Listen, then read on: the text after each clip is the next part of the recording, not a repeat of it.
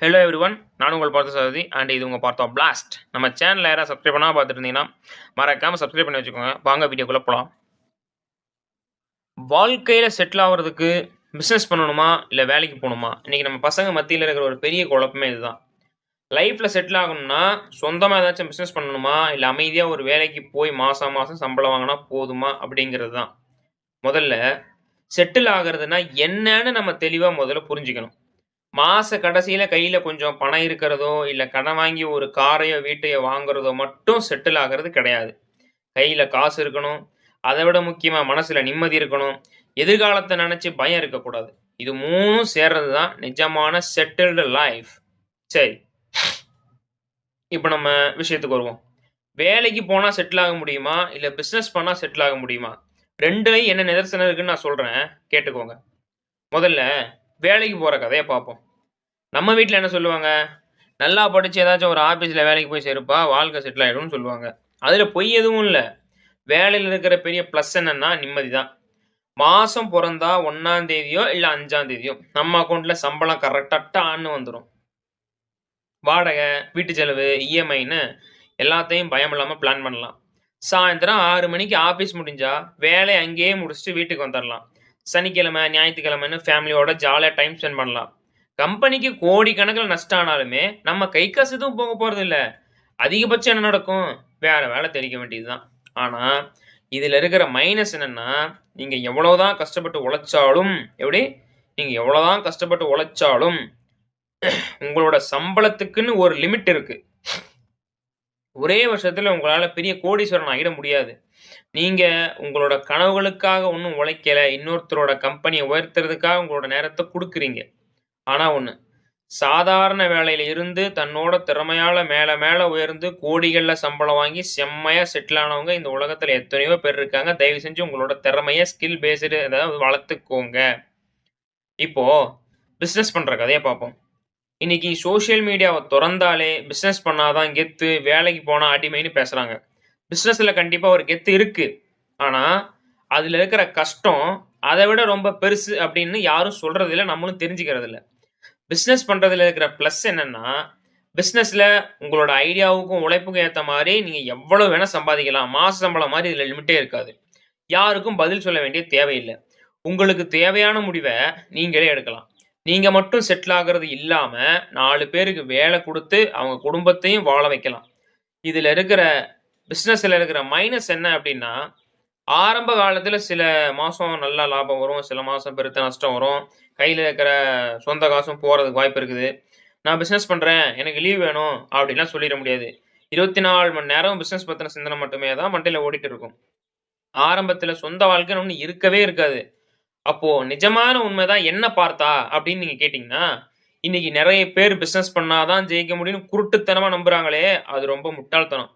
வேலைக்கு போய் எப்படி செட்டில் ஆகுறது பார்த்தா அப்படின்னு கேட்டீங்கன்னா, வர்ற சம்பளத்துல தேவையில்லாத ஆடம்பர செலவ குறைச்சு, சரியா சேமிச்சு, மியூச்சுவல் ஃபண்டு, ஸ்டாக்ஸ், ரியல் எஸ்டேட்ன்னு முதலீடு பண்ணி, ஆஃபீஸ்ல உங்களோட திறமைய கொஞ்சம் வளர்த்துக்கிட்டா, ஒரு சாதாரண வேலையில இருந்துகிட்டே உங்களால வாழ்க்கையில சூப்பரா செட்டில் ஆயிட முடியும். சரி, அப்போ பிசினஸ் பண்ணி எப்படி செட்டில் ஆகுறது பார்த்தா அப்படின்னு கேட்டீங்கன்னா, பிசினஸ் பத்தின முழு அறிவும், நஷ்டம் வந்தா தான் தாங்கக்கூடிய மனப்பக்குவமும், விடாமுயற்சியும் இருந்தா மட்டும் தான் பிசினஸ்ல ஜெயிக்க முடியும். எந்த பிளானும் இல்லாம பிசினஸ்ல இறங்குனா, அது வாழ்க்கையவே சீரழிச்சிடும். கடைசியா நான் என்ன சொல்ல வர்றேன்னா, வாழ்க்கையில செட்டில் ஆகுறதுங்கிறது நீங்க தேர்ந்தெடுக்கிற முடிவுல இல்ல. எந்த முடிவ நீங்க அருமையா செய்யறீங்க அப்படின்றத பொறுத்து தான் இருக்கு. உங்களுக்கு பயமில்லாம ரிஸ்க் எடுக்கிற தைரியமும் இருக்கு. புதுசு புதுசா யோசிப்பீங்க அப்படின்னா, நீங்க தாராளமா பிசினஸ் பண்ணலாம். இதான் என்னோட சஜஷன். ஆனா, எனக்கு ரிஸ்க் வேண்டாம். எனக்கு ஒரு குறிப்பிட்ட வேலையில நல்ல திறமை இருக்கு. நான் ஒரு ஸ்கில்ல வளர்த்து வச்சிருக்கிறேன். அமைதியான ஒரு வாழ்க்கை எனக்கு கிடைச்சா போதும் அப்படின்னு சொல்லி நினைச்சீங்கன்னா, நீங்க வேலைக்கு போறது தான் பெஸ்ட். இதுதான் என்னோட சஜஷன். சுருக்கமா சொல்லணும்னா, வேலைக்கு போறது உங்கள இன்னைக்கு காப்பாத்தும். ஆனா, பிசினஸ் தான் நாளைக்கு உங்கள உயர்த்தும். 2ல எதை எடுத்துக்கிட்டாலுமே சரியா பணத்த நிர்வகிக்க தெரிஞ்சா தான் கண்டிப்பா லைஃப்ல செட்டில் ஆக முடியும். ஆ எதுலயுமே வந்து money management is a very very much அது வேணும். அது கண்டிப்பா இருக்கணும். மனி மேனேஜ்மென்ட்டோ, டைம் மேனேஜ்மென்ட்டோ இல்லாம ஒண்ணும் பண்ண முடியாது. இப்போ நீங்க வேலைக்கு போறீங்க அப்டின்னா, ஒருத்தனுக்கு கீழ அடிமையா இருக்கிறீங்க. வாழ்நாள் முழுக்க நீங்க அப்படிதான் இருக்கணும். அப்படின்ற ஒரு கருத்தும் இருக்கு. ஆனா, நீங்க அதுல கொஞ்சம் திறமைய வளர்த்துக்கிட்டா சீக்கிரம் மேல வந்துரலாம். ஆனா பிசினஸ் அப்படின்றது நீங்க வந்து உங்களுக்காக உழைக்கிறீங்க. இப்போ இன்னொருத்தரோட கனவுகளுக்காக நீங்க ஒரு 7 மணிக்கு எழுந்திருக்கிறீங்கன்னா, உங்களோட கனவுகளுக்காக நீங்க ஒரு 5 மணிக்கு எந்திரிச்சு வேலை பார்க்க மாட்டீங்களா? உங்களுக்காக வேலை செய்ய மாட்டீங்களா? அந்த எஸ்கே சொன்ன மாரி, நீ வந்து நீங்க வந்து இங்க ஏதோ உங்க ஃபிரெண்ட்ஸ் கிட்ட யாராவது சொல்லும்போது பேசிக்குவீங்கல்ல, அப்போ வந்து, "டேய் மச்சான் நீ ஒரு பிராண்ட வந்து நீ ஒரு மக்கள்கிட்ட கொண்டு போய் சேர்க்கிற. ஆனா நான் என்னையே ஒரு பிராண்ட் ஆக்கி மத்தவங்ககிட்ட மக்கள்கிட்ட கொண்டு போய் சேர்க்க போறேன்டா." அப்படின்ற அந்த மாரி மோட்டிவேஷன் எல்லாம் கொஞ்சம் கேட்டு, கொஞ்சம் வளர்ந்து, அத கொஞ்சம் மைண்ட்ல ஃபிக்ஸ் பண்ணி, கோபிநாத்தோட ஸ்பீச்சு, பிசினஸ்ல நல்லா வளர்ந்தவங்க, லைஃப்ல செட்டில் ஆனவங்க இவங்களோட ஸ்பீச் எல்லாம் கொஞ்சம் கேட்டு, அத கொஞ்சம் மனசுல நிறுத்தி, அத கொஞ்சம் மனசுலயே கொஞ்சம் அடக்கி வச்சு, அத கொஞ்சம் என்ன சொல்றது? இம்ப்ளிமெண்ட் பண்ணீங்கன்னா, நீங்களும் கண்டிப்பா பிசினஸ்ல சக்சஸ் ஆகலாம். வேலையில இருந்துகிட்டும் சக்சஸ் ஆகலாம். அதாவது 2த்துலயுமே இருந்து சக்சஸ் ஆகலாம். வேலைக்கு போய்க்கிட்டுமே வாழ்க்கையில ஜெயிக்கிற ஆளுங்களும் இருக்கிறாங்க. பிசினஸ் பண்ணியும் லைஃப்ல செட்டில் ஆகுற ஆளுங்களும் இருக்காங்க. ஸோ, நீங்க எடுக்கிற முடிவுல கிடையாது. எடுத்த முடிவ நீங்க எவ்வளவு அழகா செய்றீங்க அப்படின்றத பொறுத்து தான் இருக்கு. ஓகேவா? அதனால எந்த முடிவு எடுத்தாலும் டிசிஷன் நீங்க எடுக்கிற டிசிஷன்ல எடுக்கல.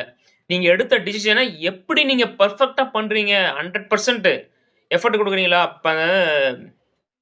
பெர்ஃபெக்ட்டா பண்றீங்களா? அதே மாரி பெர்ஃபெக்ட் அப்படின்னு ஒண்ணு ஸ்டார்ட்டிங்ல எடுத்தோனே வராது. ஒரு விஷயம் நம்ம செய்ய ஆரம்பிப்போம். அந்த விஷயம் செய்ய தான் நமக்கு பெர்ஃபெக்ஷனே வரும்.